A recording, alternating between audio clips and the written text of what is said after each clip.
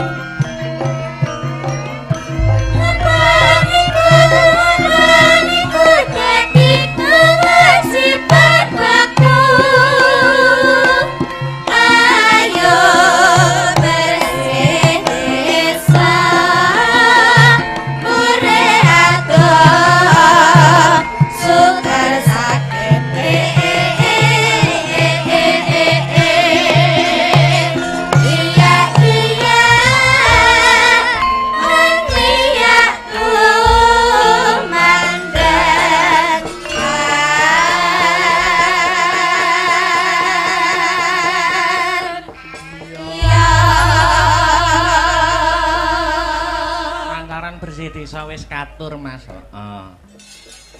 Ya ngaturke bintang tamu. Awake dhewe sowan mrene ora ijen. Uga nganti bintang tamu ya kuwi Dik Niken Salindri saka Kota Tahu Kediri. Ya. Monggo Dik kula aturi jumeneng disepoti kanggo pemanasan dhisik. Ya. Lagu sing lagi ngetren apa Lamunan. Wah iya. Monggo dadekne Mas. Luar biasa. Luar biasa. Yes.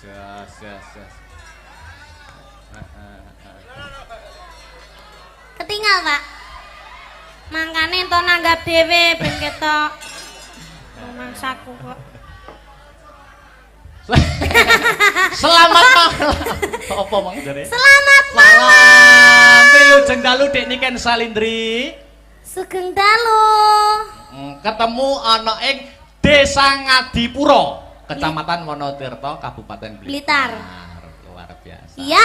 Kita bertemu lagi. Iya. Ngendikane Pak Lurah dulu pas zaman kecilanmu dulu sampean pernah main di sini. Emang aku pernah kecil. Tuh. Lah piye? Kan aku lo besar terus. Oh, besar terus. Maksudnya zaman SD.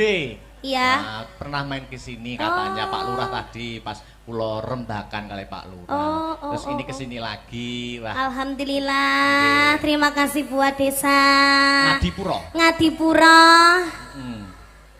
Semoga sak bibare nanggap wayangan dalu niki Desa Ngadipuro Kabupaten Blitar dan sekitarnya tansah pinaringan rezeki ingkang kathah barokah. Amin. Ora lokaning malah kebak. Amin. Mugi-mugi panjang yuswanipun. Amin. Awet leh momong anak putune. Amin. Terus mugi-mugi sedayanipun amin. Sing duwe utang muga-muga ndang apa, Dik? Ndang lunas. Amin. Sing jomblo muga-muga ndang Entuk pacar. Sing wis entuk pacar muga-muga ndang rabi. Amin. Nek sing rabi muga-muga Ndang meteng. oh iya. Nek wis meteng muga-muga ndang pegatan. Hei! Wah, iso jeluntrunge ngono. Alhamdulillah. Terima kasih kepada Pak Kepala Desa yaitu Bapak kepala desanya yang mana? Pak Eko. Mana Pak Eko? Ngacung Pak Eko. Yang bernama Pak Eko. Pak Eko. Ah, iya ya yang hitam itu ya. Hitam rambutnya tapi apa? Pakai kemeja putih itu ya? Nggih. Oh iya. Sugeng dalu Pak Eko. Sehat selalu nggih, Pak. Mengke katuran mingga-minggi nggih, Pak. Nggih. Oke, sudah disiapkan? Loh. Apa kok sudah disiapkan ki? Maksudnya apa? Dompetnya. Oh, dompetnya. Rugi dong. Wah, iya. Masa munggah panggung rang. Gitu, Pak. Rang jaluk request maksudnya, Mas. Salaman sih karo Pak Dalang. Kan ndak mau aku kalau saliman sama wayangnya ya yang punya wayang no. Ya sama wayangnya dulu saliman sih. Saliman nah. Kok gur util-util tok Lah ini tangannya segini. Kan mendekat tok. Muah. Ndak mau aku dicium wayangnya. Kenapa kok gak mau sama wayangnya? Orangnya aja. Ngene orangnya kok kimpenan neh lho kok sampean. Ya. Kok kimpenan neh luar biasa. Salim dulu. Wis kalih dilaki piye? Lipstiknya iso diusrek-usrek ning tangane lho. Kalih dilaki nganti ilang delakan tugel gulumu. Iya. Elek ya. Totoane nyowo lho Dik Niken. Tadi berangkat dari rumah apa dari tanggapan? Dari rumah. Oh, dari rumah. Aku tuh sakit, kamu nggak tahu tuh. Kok tanggapan karena aku kok sakit rumah saku. Ya berarti kan jaluk tombo. Ning kene duduk kene. Ning alun-alun loro, ning kene loro. Ya kan berarti kan tombone sampean Thomas. Lah aku kan duduk dokter yang bisa mengobati kesakitmu. Ya toh. Tapi kan kamu mengobati rasa hatiku. Dan Setetek kan? setitik.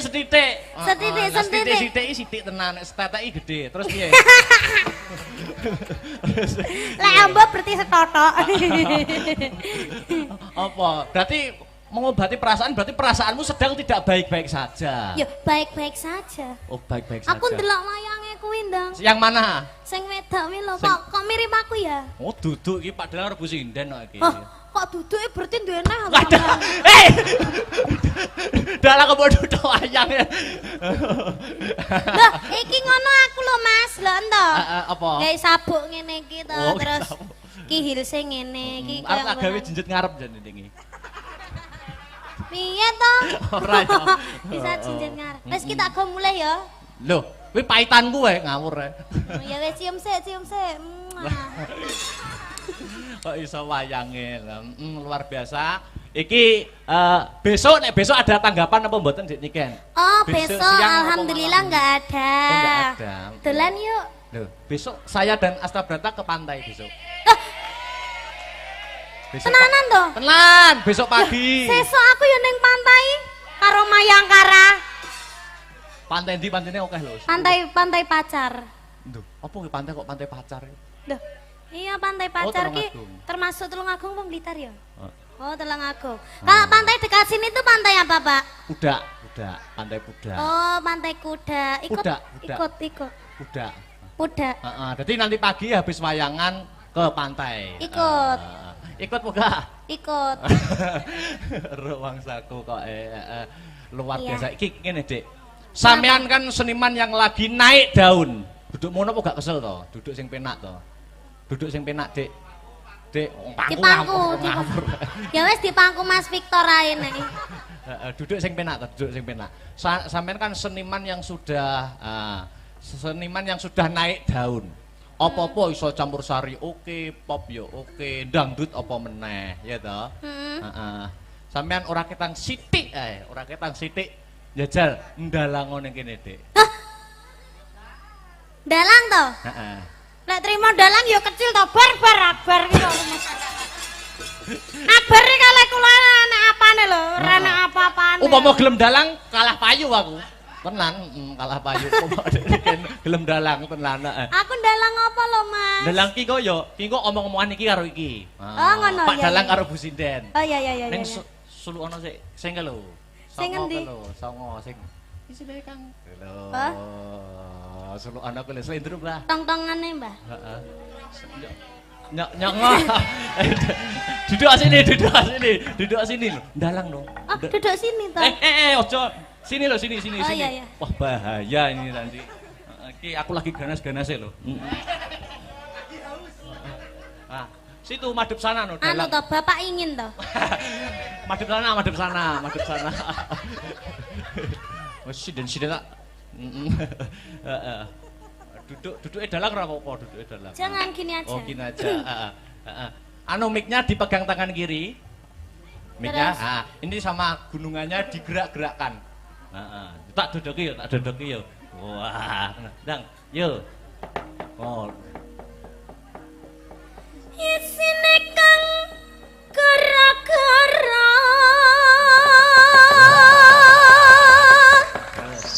bumi langit gonjang ganjing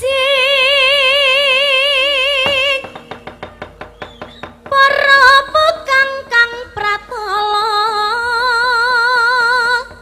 lindu ping 7 sari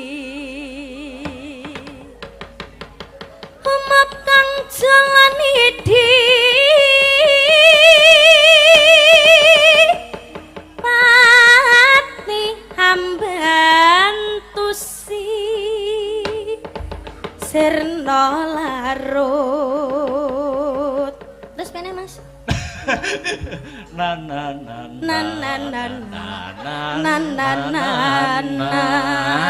Apik nana-nanamu.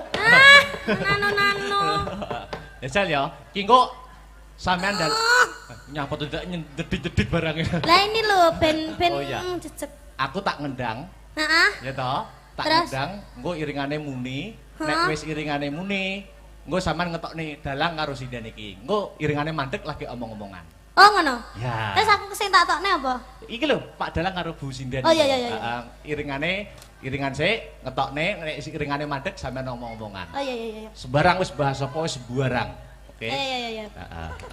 Kok iku oh iya. Anu iki ndek enek anu to. Yo tak pasang nih. Oh, iya. Sik tak nata. Iya. Ora. Sujet. Daduk yang piro ae kowe. Heeh. Ada lampu yang jadi saksi ya. Iya. Iki nglunggui bantal ki ra apa-apa to, Ora Mas? apa-apa. Kuwi nyat nggo lungguh Ya jalan. Heeh. Nggo iki napa itu aja? Ya ngono. Dan anu sing malah banter lho. Nek kok iso? Lah kan renek ganjelane. Lek nggih sotek. Rusak. Sik. Terokno aku, dodok. Terokno aku, terokno aku. Wah, ngono ya aku dodokane. Dok, ngono ya. Sik, aku tak rono sik. Urung. Ya bar gedang lho. Sik, jajal dodok ngene iringane.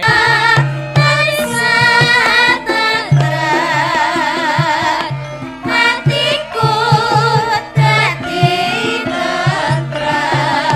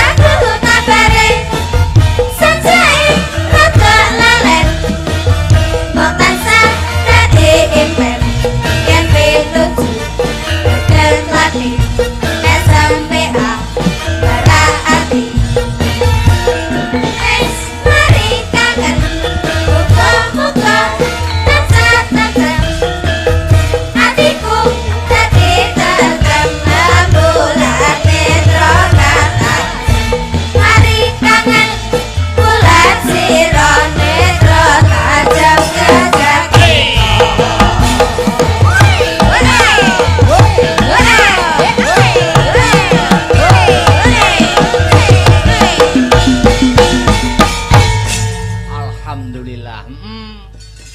Wah, aku mau perjalanan nganjuk nganti tekan Ngadipura. Piye? Wah, dalane no. Wah ya, aku ki turu ki sing gugah ki dalan. Oh ya, Harataya munggah neh. Harataya munggah neh. Peh ngantek-entek Jokoku kon munggah terus kok. Iya. Iya, Lah iya, Wayangan malam ini juga disiarkan langsung lumantar channel YouTube Astabrata Media. Wah iya. Dadi sing ora bisa kepareng rawuh ana lokasi bisa memantau lumantar channel YouTube Astabrata Media kang sarta ngeloni HP-ne dhewe-dhewe. Wah iya, dipantau wong sak donya. Iya. Ternyatane penikmat wayang kuwi majemuk. Ana penikmat wayang sing nikmati lakone, alur ceritane, ana sing seneng hiburane, ana sing nggur ndelok sindene, ana sing nonton ning lokasi nggur kepengin eruh keramaian sobo bakule. Ayo, Sing baku awake dhewe dadi pelaku seni sak bisa-bisa sak gaduke nalar, sak kadaring lampah iso nyenengke kabeh panyuwunaning para pamirsa. Oh ngono mak. Godhong tela wae bisa gawe lega, kenang apa sesama manungsa kok ora bisa gawe lega. Wah iya nggih yung Ternyatane acara wayangan kaya bengi iki sing diuntungkan ora ngempungake pelaku senine ning para bakul-bakul sing ikut mengais rejeki kae ya melu diuntungkan dengan adanya pagelaran wayang. Bener nduk, iya. Kena kanggo sarana membangkitkan UMKM khususnya UMKM masyarakat Desa Ngadipura. Oh ngono mak. Kaya slogan sing tak aturke mau ngarep ya kuwi UMKM maju masyarakat gumuyu. Amin ya rabbal alamin. Sadurunge ngunggahke bintang tamu luwih dhisik aku kepengin ngaturke lagu wajib. Lagu wajibe apa? Lancaran bersih desa cunduk karo adicara sing kagelar bengi iki. Nggih yo. Lancaran bersih desa dibawani luwih dhisik. Sumangga Mas Herulinanta kula aturi bawa bersih desa. Iya. Ya. Mas Heru aja kon bawa akeh-akeh bengi iki tugase akeh. Iya. Udan palaran kok kayak enggak. Semangat. Ya. Yuk dibawani dhisik. Apaan iku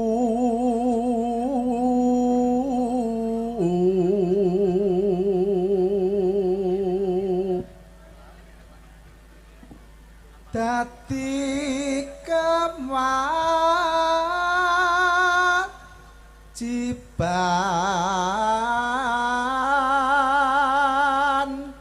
baku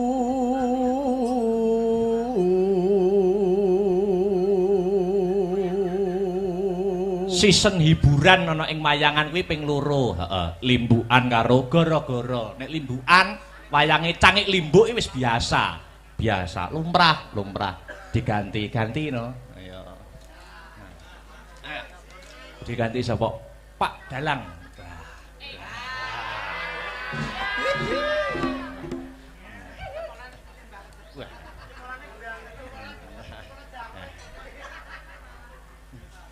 Pak Dalang dalem. Pak Dalang yo gandengane Bu Sinden.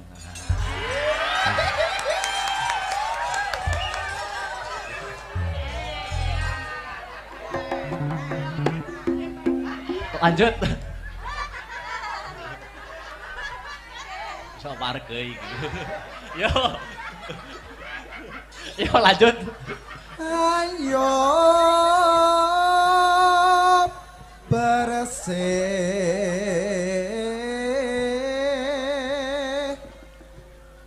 desa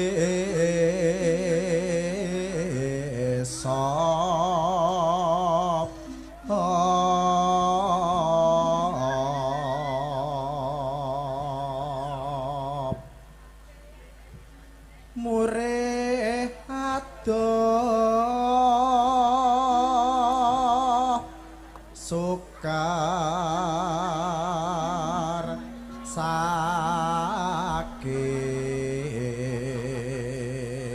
Yo, ditibakne lancaran bersih desa. Wis. Kriya kriya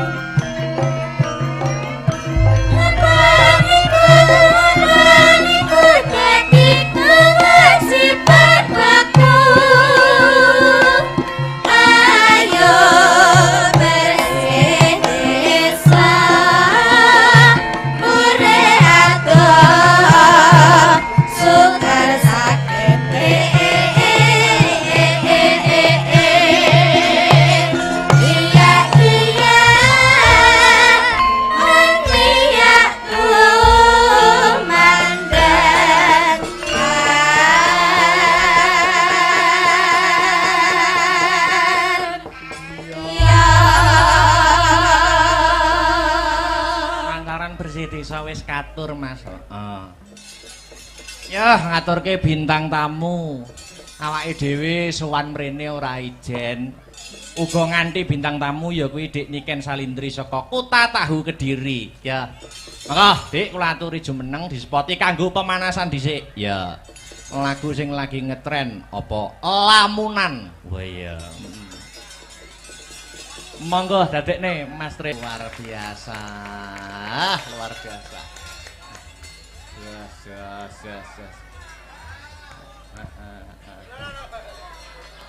Ketinggal, Pak. Mangkane ento nanggap dhewe ben ketok. Mangsaku kok. Selamat malam. Apa mang jare? Selamat malam. Wilujeng dalu Dik Niken Salindri.